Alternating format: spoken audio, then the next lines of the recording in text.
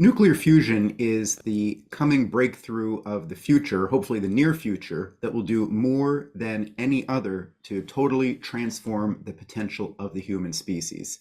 This would mean harnessing the power that creates the light and heat and energy of the sun right here on Earth and using it to power our needs, to transform our relationship to mining, materials, water, energy, transportation, you name it. A recent breakthrough at a facility in California known as the National Ignition Facility, break even, has garnered a lot of media attention. There's been a lot of excitement about this.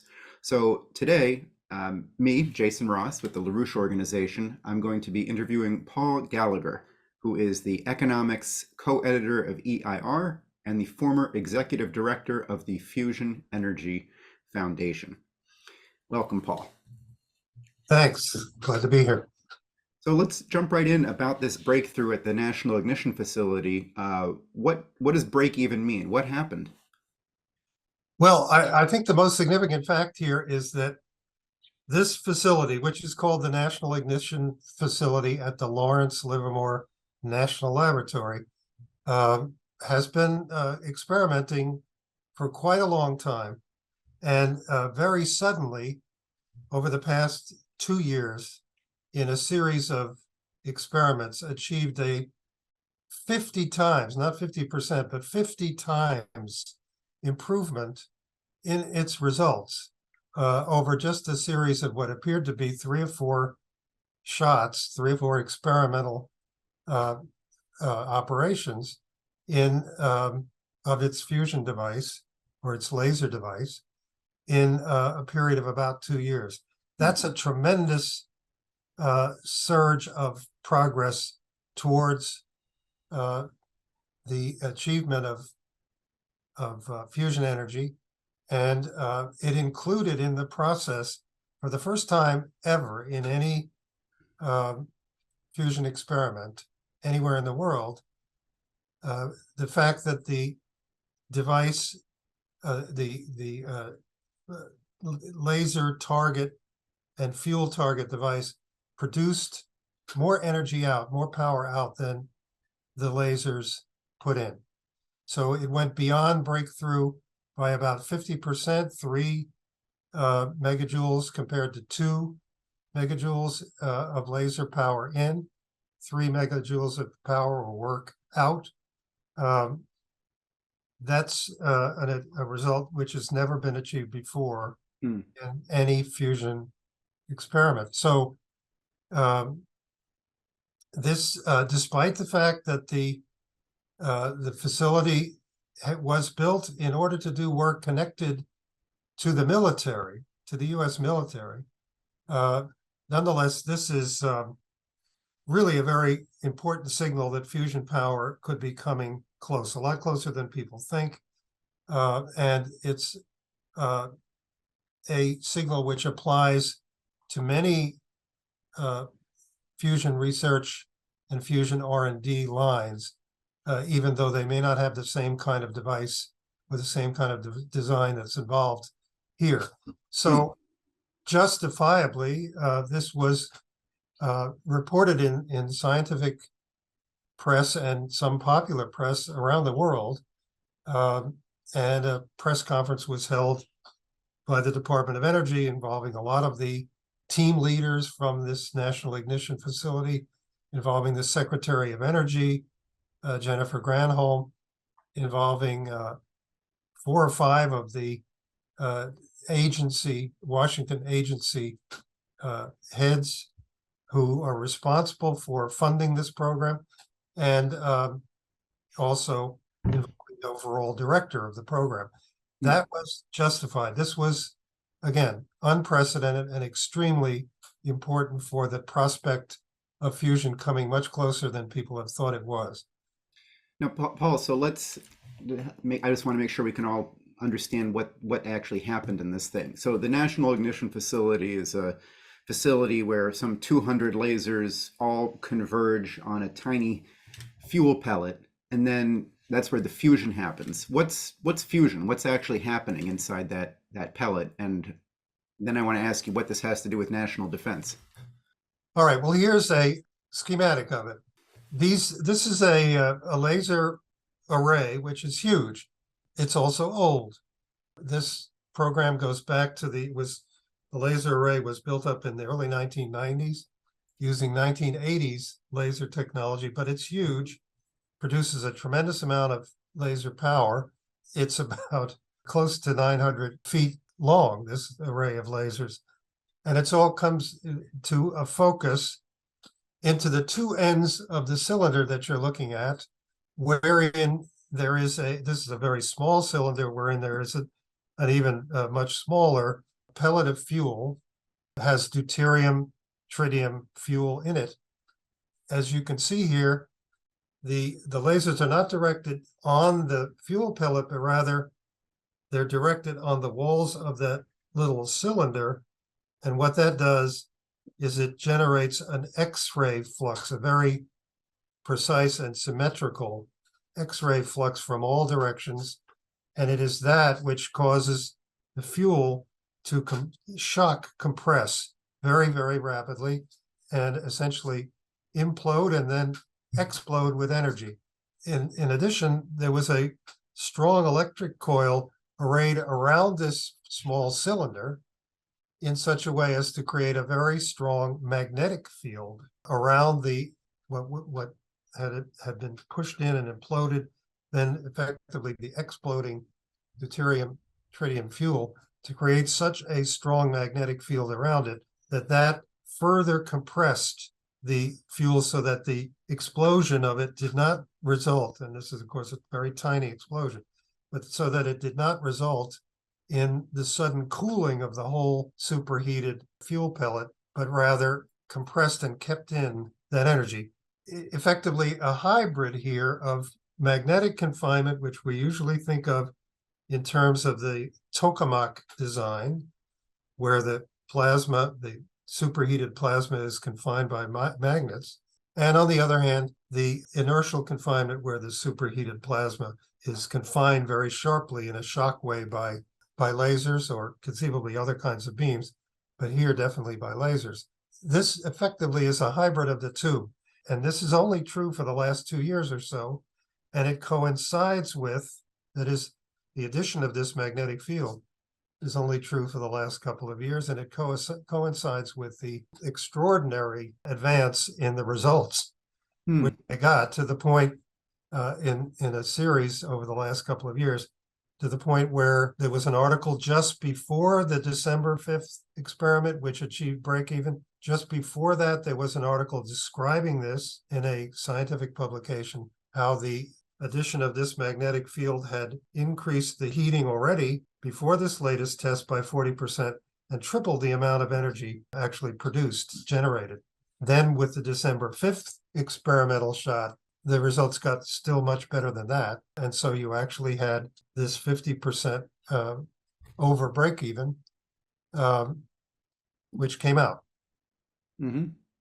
So you said that this was a combination of, you talked about the two different techniques that have been applied to making fusion happen. You talked about inertial confinement fusion and then magnetic confinement fusion. Now, so in the sun, the way that the fusion happens is that the small nuclei are pushed together just by the fact that the sun is so huge, right? And the gravity pulls everything together. And then, so the National Ignition Facility worked, in its initial design, was pretty similar. The lasers would help, squash everything together. And you'd said that the other way is magnetic confinement. How does that work? Oh, two things. So how does that work? And is this the first experiment, to your knowledge, that's really combined these two approaches this way? Well, maybe we could get into a little bit more about the magnetic. There are a large number of different designs of magnetic confinement fusion. Mm-hmm. People are generally familiar over the years with drawings and pictures of tokamaks, these donut-shaped or lately more spherical-shaped chambers in which there are magnets on the poloidal direction over the poles, and magnets also on the toroidal direction around the Tokamak. And that's become a familiar sight, but there are many, many other magnetic confinement. We'll see one of them graphically. I think what is really key here is that by, even though this is not the first way in which the two methods of confinement have really been combined, this is something that hybrid fusion, as it's sometimes called, or combined magnetic and inertial confinement fusion, something that the Fusion Energy Foundation was writing about and promoting within a year, 1975, within a year after it was founded at the initiative of Lyndon LaRouche. And I think we'll see more about that as we continue in this discussion. Mm-hmm. One of the other major breakthroughs in fusion was in that magnetic confinement approach. And this occurred not in the United States, but in China, in the East Tokamak. They had also set records in the past couple of years. What happened there? This was an article from just a few days ago, January 9th. Chinese Tokamak achieves super high mode. This is an experimental machine which the Chinese developed at Hefei, and which is intended to work very closely with the very large International Tokamak Experimental Reactor, or ITER, in France, which is being built with many, many delays, unfortunately, by a coalition of 35 different countries, which have been working on it for years. This Chinese tokamak also has international scientists working on it. It has been acting as a kind of test bed for what's supposed to happen eventually on the ITER experiment in France, but on its own, with good funding from the Chinese government and a lot of international participation from the scientists and engineers there, on its own, it has achieved an extraordinary result where they've been able to generate a superheated plasma, keep it completely stable with magnetic fields for nearly 20 minutes. In other words, it's been hot enough for more than long enough.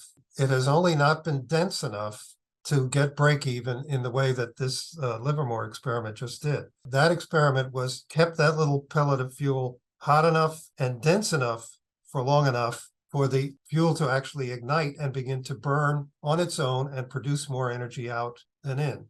This tokamak has gotten the fuel hot enough, in this case, again, this deuterium tritium fuel, in this case, 130 million degrees centigrade was eventually reached in what became an almost 20-minute confinement of a plasma, which remained quite calm throughout, the plasma did, that is, throughout the entire length of this shot, and or this pulse, as they call it, and was kept entirely confined. Now, in the past, they've been able to keep confinement of a plasma only the dense inner part of the plasma, whereas the edges of it would break away from the plasma and slam into the walls of the experimental machine. This EAST tokamak stands for Experimental Advanced Superconducting Tokamak.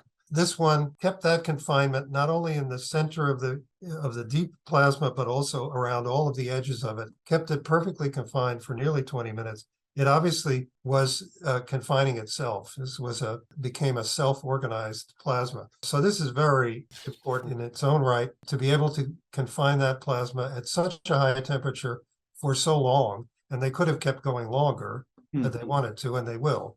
So this now stands with the dense enough still to be achieved, but it's really, in a way, this EAST tokamak is, in a way, sort of beginning to do the job that the big ITER project in France was intended to do, but has been delayed and delayed and delayed. So there we have that.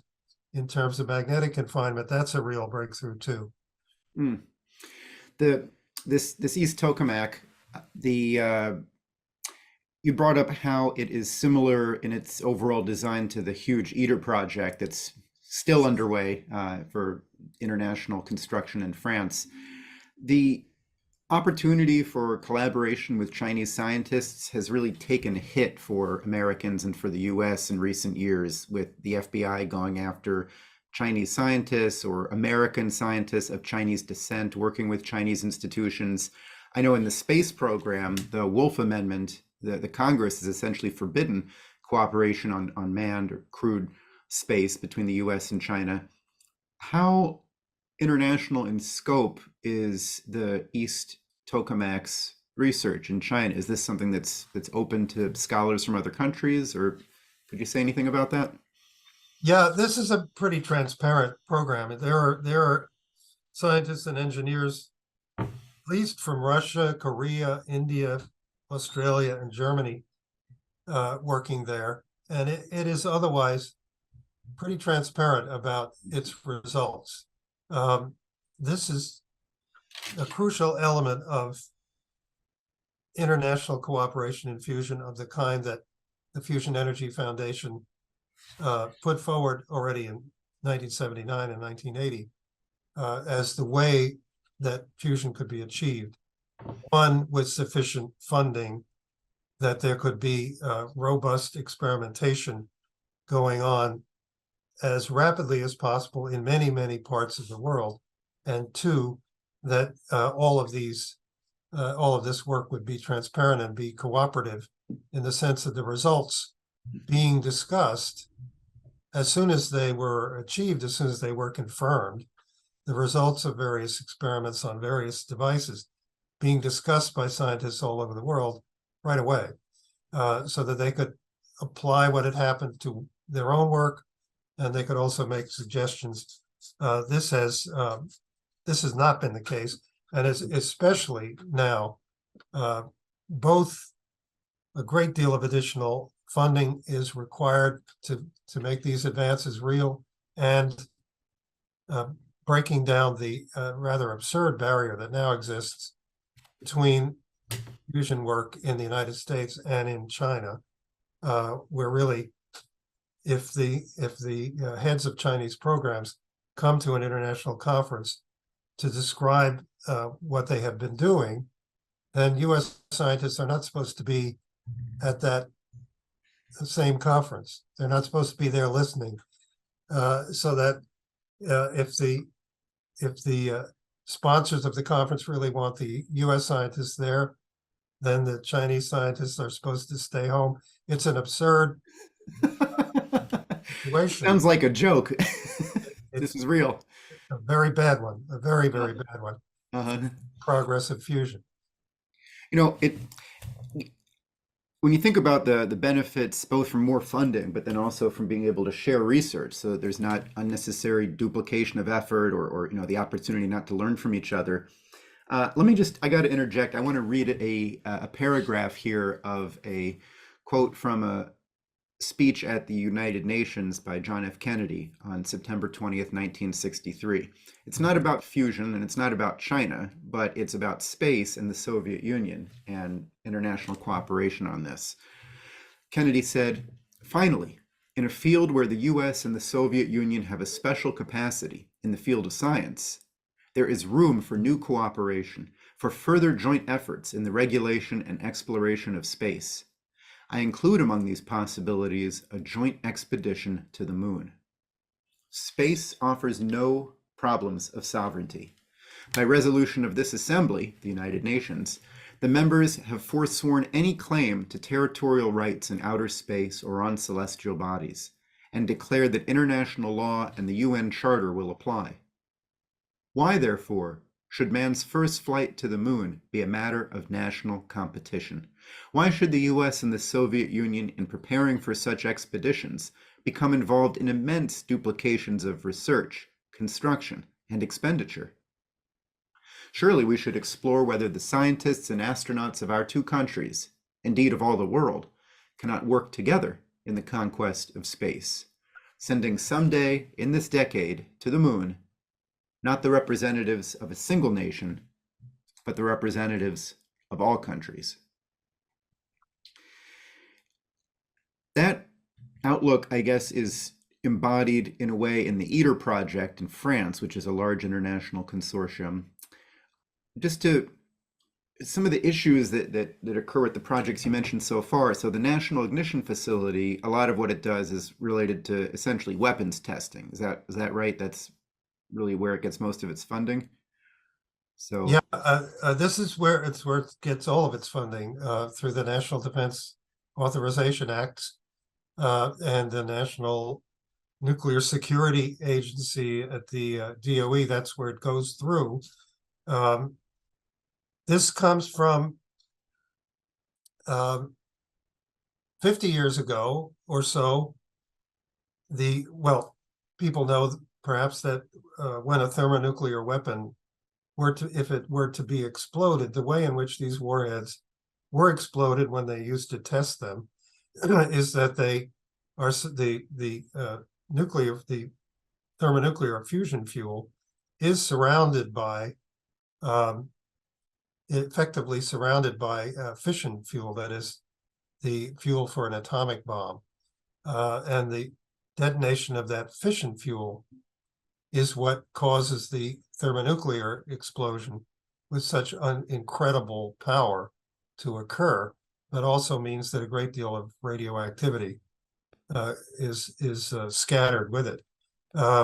So initially, 50 years ago, this program began as an attempt to ignite very small thermonuclear explosions with lasers rather than with plutonium, in effect, rather than with atomic explosions. And then 30 years ago, when the Comprehensive Nuclear Test Ban Treaty was being negotiated, eventually it was ratified in 1996. So already in the early 1990s, they began using this program or converting this program so that it could in effect virtually test the reliability of nuclear warheads without actually exploding them, since the Test Ban Treaty was going to ban exploding them. And that means that being able to develop the diagnostics of incredible precision and speed, which would enable the condition of those warheads, which sit there, for years and decades, the condition of these warheads to be kept reliable. So that's been its purpose. Now, the scientists there, I am sure, also know that they are getting certain experimental results which have direct bearing on achieving fusion energy. And even though that is not the primary purpose for which this program exists, they are clearly conscious now of the fact that they're showing that fusion ignition and fusion break even are not only feasible, but are getting very close to being demonstrated to the companies that actually demonstrate how it would work.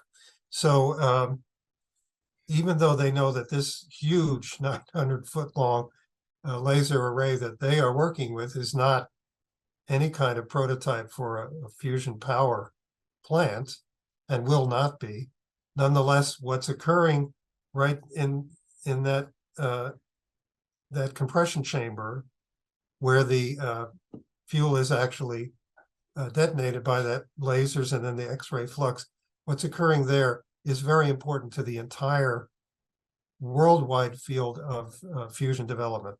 And those scientists, I'm sure, know it.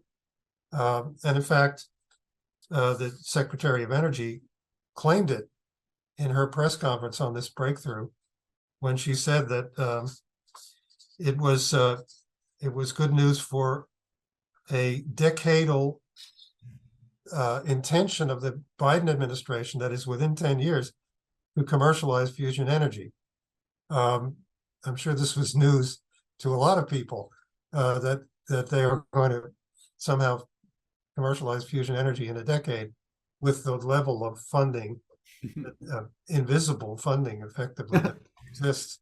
But nonetheless, there's no question which direction is this research is rapidly going now, although its purpose is still testing of nuclear warheads. So on the, on the scale of funding on this, the National Ignition Facility this is like a $500 million facility, right? Hundreds of millions of dollars have gone into this in terms of scale. What could you give a sense of, and then I want to lead into private experiments in the US, what's the level of public funding for fusion? Well, this is a very different from what people think. Everyone thinks they have read and that they know that for 50 years or more, fusion research and development has been failing to meet its goals and has been constantly very, very distant in the future. And this, despite the money that has been thrown at it, it just hasn't achieved much of anything in the way of progress. This is false. I would refer and rely really on one of the leading authors about space and fusion technological advances in the 20th century and the 21st century, Marcia Freeman, who was also one of the founders of the Fusion Energy Foundation when Lyndon LaRouche launched it. And she has become a very widely published and very widely known author and expert on this. An article that she wrote now nearly 15 years ago made clear that there was never public funding of any serious degree of a fusion R&D program which could ever bring commercial fusion any closer. Just to give you some idea, the fusion energy budget of about $550 million annually, the combined federal funding of fusion R&D, that was in 1978, 1979. In 1980, through the efforts of Congressman Mike McCormick and the Fusion Energy Foundation and others, an act was passed, the Fusion Energy Engineering Act of 1980, which assessed $20 billion was needed in the next 20 years, that is until 2000 at that time. $20 billion federal funding was needed, and a very robust program of, that I indicated before, international cooperation, transparency with results, and pursuing all the different designs and tracks of fusion R&D at once in order to get to commercial fusion and demonstration reactors before the year 2000. In fact, exactly the opposite happened. That budget of $550 million at the end of the 1970s became $444 million by 1983. It became $325 million roughly at the end of the 1980s and early 1990s. It was $286 million Wow. in 2008, just before the financial crash. And in the current fiscal year, it is scheduled to be $117 million. Wow. This is astonishing.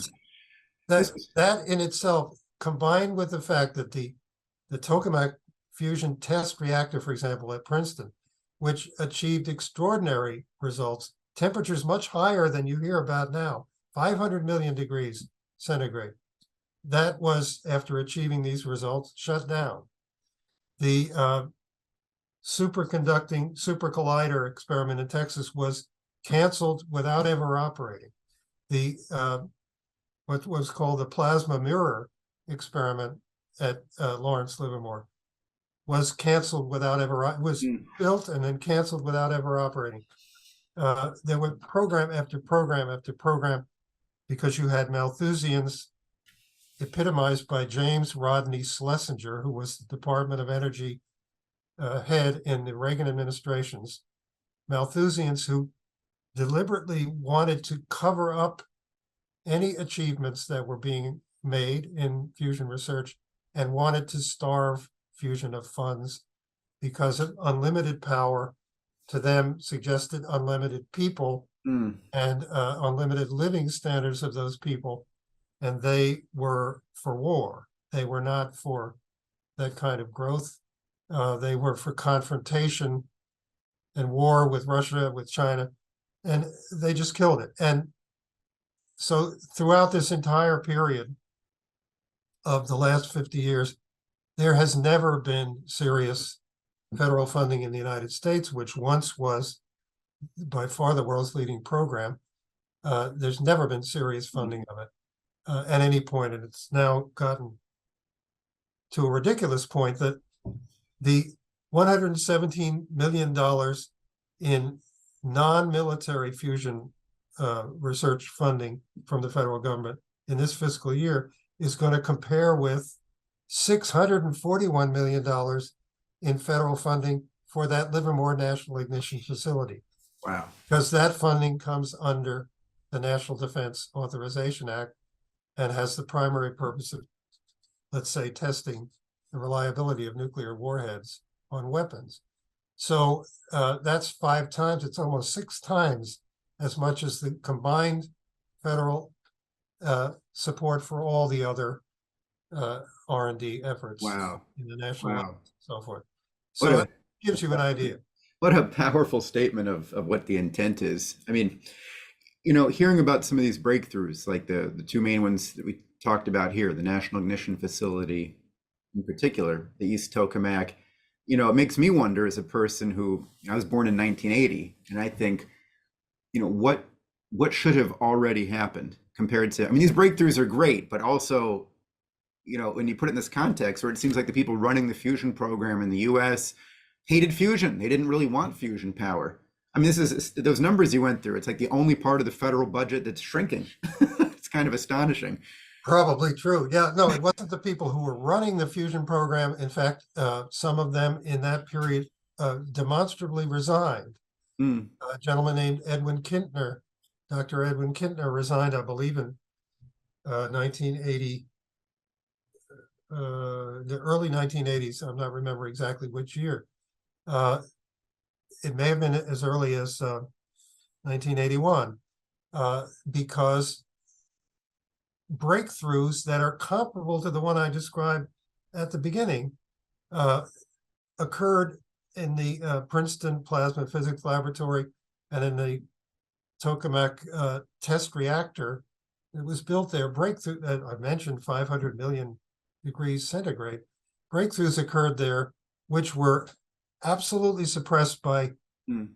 his funders, the people controlling the funding at the Department of Energy, at the top of the Department of Energy. They were the ones who wanted to make sure that this kind of progress slowed down to a crawl and then stopped, and that the public didn't particularly know about it. And so he wasn't the only one who resigned for that reason, but he was one of those who honorably did in order to try to bring attention to the fact that the fusion effort was being destroyed. And here we are 40 years later, and there has been no serious funding and drive to really test what could be done with fusion ever since then. So the idea that you've heard that fusion has been floundering around for 50 years despite money being thrown at it, and I know that President Biden reiterated that when he put out his statement back last March, and he talked about 70 years of public funding of fusion, 70 years of public denial of funds. Mm. Fusion is what has happened. And just think of the amounts of funds that are thrown into defense, $850 billion a year now, $112 billion already authorized, and more than half of that already appropriated and spent for Ukraine in the NATO war against Russia. And here we're talking about $117 billion. Wow. This is just awful. Yeah. I mean, this kind of breakthrough, this would be a defense of in the usual defense sense, this would also be something that would be essential for being able to defend ourselves against asteroids and comets. And I don't want to get into that in this interview, but that's something that we would really be able to do with fusion powered rockets. But you think about defense, how about the defense against energy poverty, against, and then everything that entails, the defense against malnutrition, underdevelopment, undernourished people around the world, a lack of access to healthcare, clean water, all of this. You know, that's something to actually defend against. Let me ask you, I'm conscious of our time. There are a lot of people who are extremely excited about this field, gripped by an impassioned sense of the potential that fusion holds. And a lot of these people are not necessarily waiting around for public funding. There are private companies that are getting involved in this as well. If you could make a breakthrough on this, this is maybe a potential way to make a fortune, among other things, but also just really contribute something to humanity. What's the status of private investment in fusion research? Well, in the last couple of years, it has dwarfed public funding by a long way, on the order of $5 million.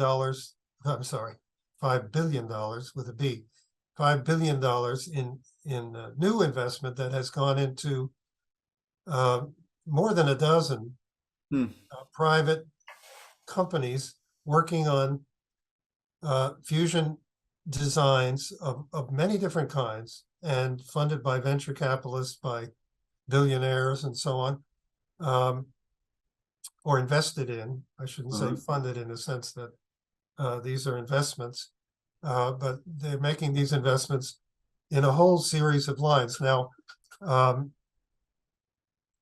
there was, I think, as part of the aftermath of the and the excitement around the break even and 50% better than break even that was achieved in the National Ignition Facility program, there was a video released just a few days after the press conference about this. It was released, I think, December 17th or 18th. It was Real Engineering magazine that made the video. They made it with a company called Helion Energy in Everett, Washington. And this is one of a number of these private efforts which are not pursuing laser fusion, and they're not pursuing tokamak designs either. They're pursuing other kinds of designs which have been around and have been worked with. Let me put it this way. They're as old as the Fusion Energy Foundation. They've been worked with since the pioneers of fusion research. One of these designs is given a number of names. I would call it a reversed field magnetic pinch. And rather than trying to explain this simply with words, let me give you one picture taken from that video. Again, this is I'm sure it will appear in the description of this interview, the URL for this video, which has been seen now by, I believe, most recently about 4 million people.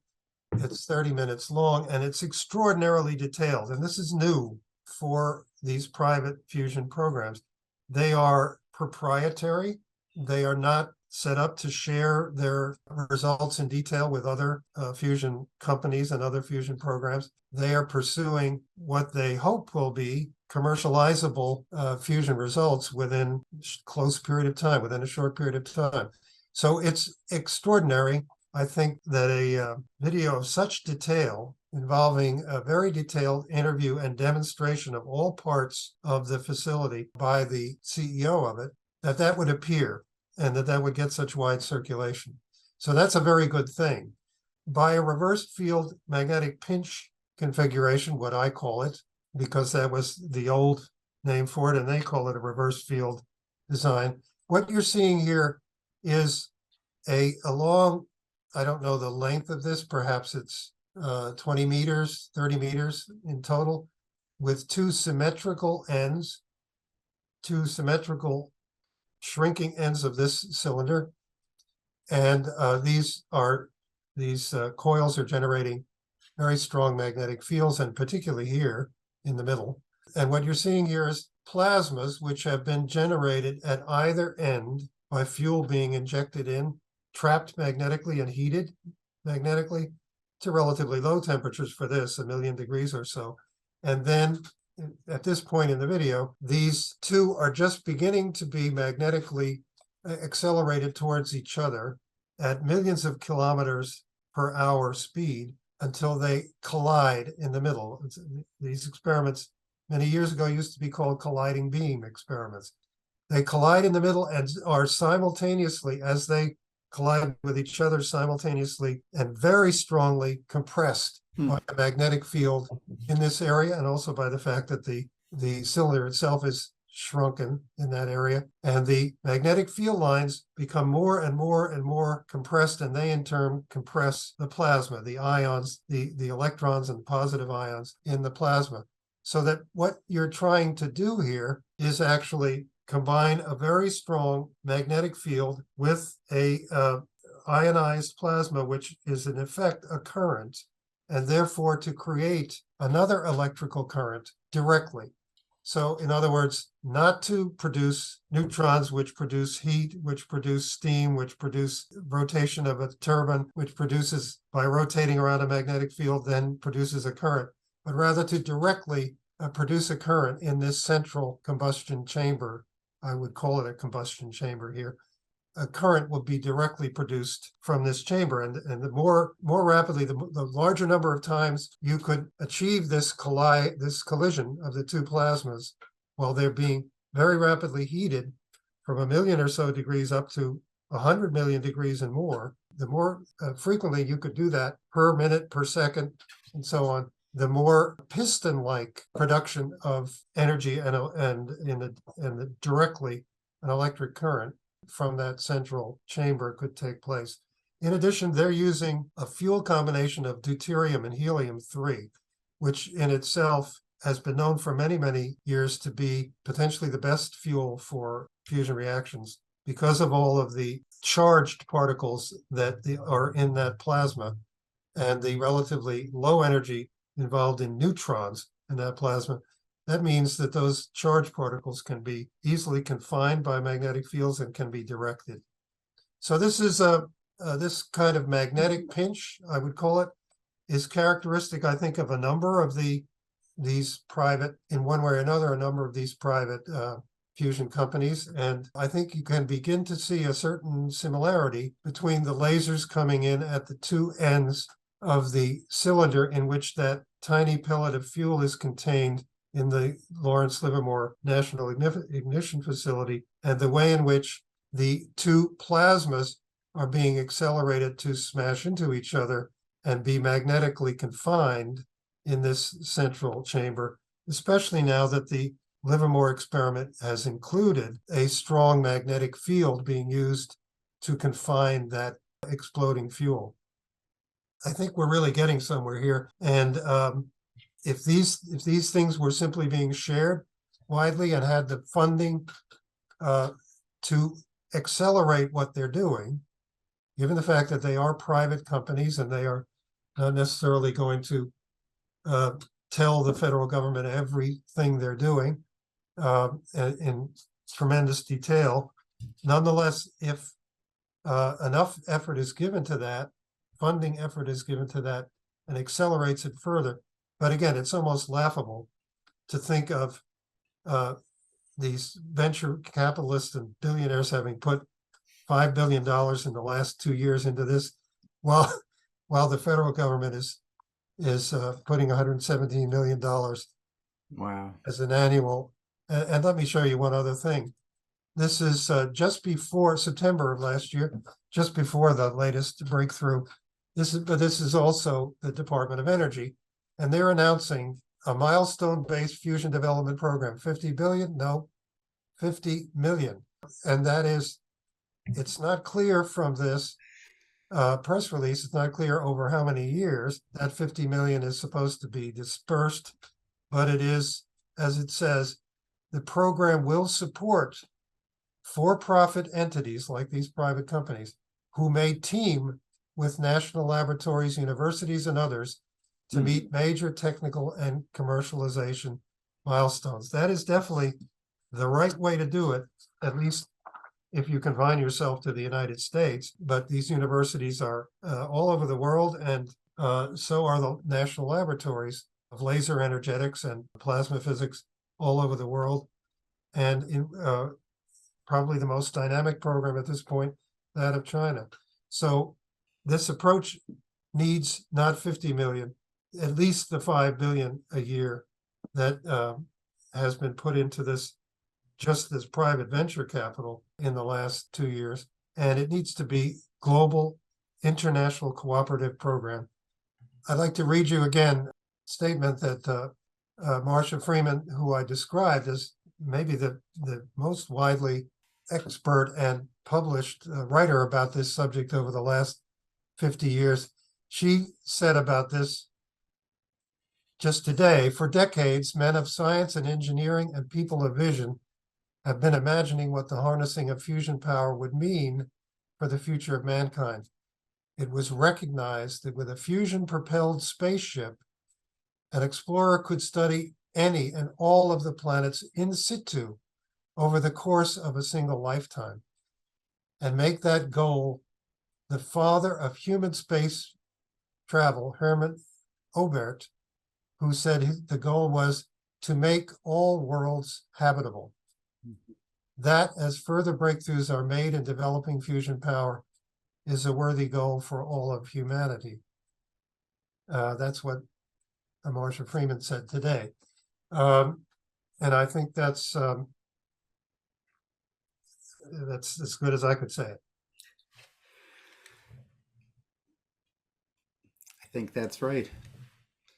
I mean, I'm struck in reflecting on our discussion here about the amazing potential, like what you had just read from Marcia, and then the astonishing crime, the criminality of the fact that fusion has been so underfunded, that the people involved in managing these have deliberately tried to prevent breakthroughs. The funding has been deliberately held at levels known to be too low to create breakthroughs.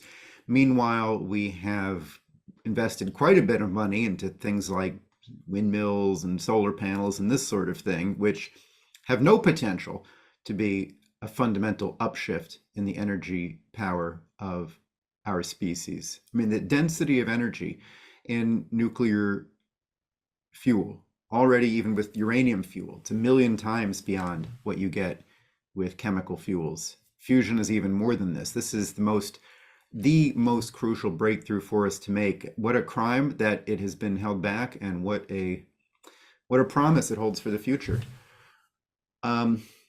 Is there anything else that you'd like to share with our viewers tonight, Paul?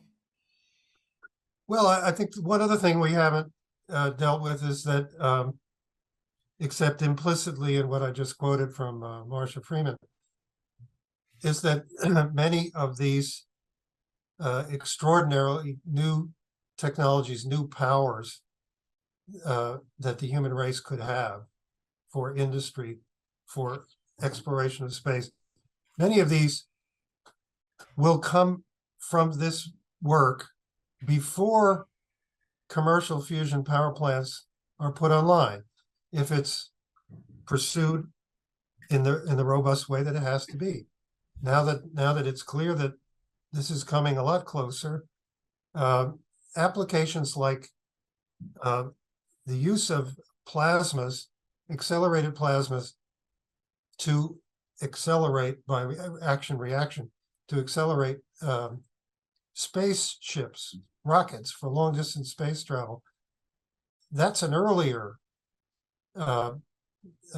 benefit than commercial fusion power on the grid. But that's in itself, in a way, even more extraordinary for the reasons that she just stated in that statement. And the use of the neutrons from certain kinds of the very, very high energy neutrons from certain kinds of fusion reactions to breed fuel for nuclear reactors, the existing nuclear reactors, to use those neutron flux to take nuclear waste, stored in waste depositories around the world, and make it into new fuel for fission power plants much more efficiently and economically than to mine it, all of it, and figure out somewhere to store all that waste.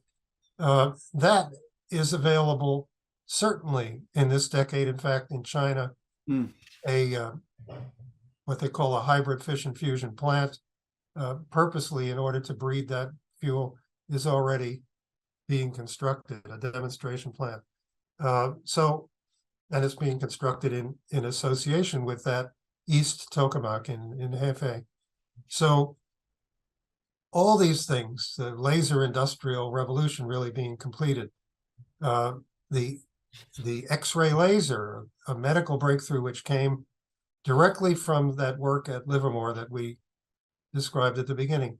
All these things precede commercialization of power on the grid. And this is plasma technologies, both of very high energy and temperature, all the way down to very low temperature, room temperature plasmas, even below room temperature plasmas, for use in biophysics and biomedical research. These things are much, much closer than fusion power, which itself is clearly, I think, at this point, potentially closer than it has been at any point in that entire 50-year period, if the national and international effort is put into it, an international crash program in which what appear now to be enemies in conflict instead cooperate on this in the way that they have cooperated in space, for example, the US and Russia, even up to now.